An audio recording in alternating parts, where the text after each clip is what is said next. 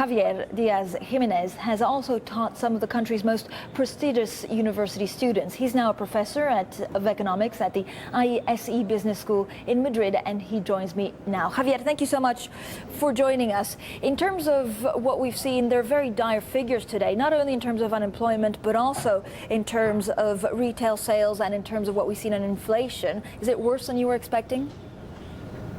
Well, not really on the unemployment front. We were expecting pretty bad numbers. I am very concerned that the job destruction number came in at 265,000 jobs lost. This confirms basically that the Spanish labor market remains dysfunctional after the reforms. It also says that the reforms have not worked out as expected. Now in Spain there are about 1.4 million households with every person unemployed.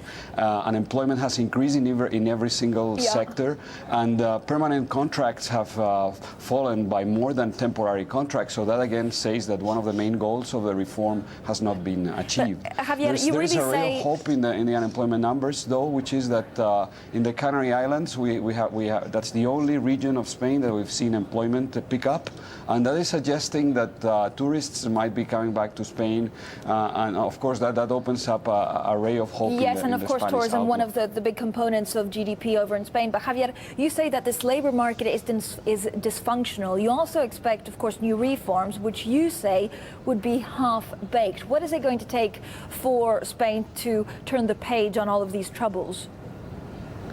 Well, I think Spain really needs some kind of policy jolt, some major reform, more radical than the ones we are seeing, with a confirmed effort to try to change things, and especially labor relations are the Achilles heel of the Spanish economy right now. We have tripled the unemployment rate that Germany has. Our numbers are simply dismal. It's 2.5 million people more that are unemployed today than there were in the third quarter of 2007, which was peak employment, and we clearly cannot afford such a huge amount of job destruction and creation of unemployed. But Javier, I'm also worried, looking at your notes, you basically think that if the government was actually serious in reforming the economy, then they would have taken a step further. Does it mean that you believe the government isn't serious about reforms, and does it mean that you believe that eventually Spain will need to go through some kind of restructuring, or at least ask for a bailout? Well, it's not that the government is not serious. I think it's more than the political costs in Spain are very high. Spain has a significant governance problem. There are 20 different territorial administrations that have a say on policy matters. It's very hard to get a coordinated action. So it's not so much the government as the general way the Spanish state is designed.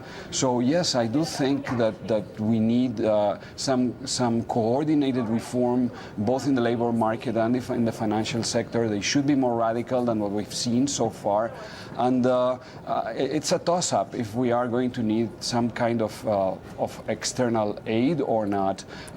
It's certainly beyond the way it looks today. It's as if it were beyond the control of the Spanish government. We are out there. So whose control is it? Dependent the on bondholders? markets. Javier, if you say it's beyond the control of the government, is it going to be played out in the markets? Yes, of course. It will be played out in the markets. We depend, our net foreign debt is amongst the highest in the OECD, and we depend crucially on foreign investors and foreign savers. So if they keep coming, Spain will be okay. If for any reason, because there is any shock in the Spanish economy or elsewhere in the euro area that makes the outlook worse, then the Spanish situation is very delicate. Thank you so much, Javier Diaz-Gimenez there.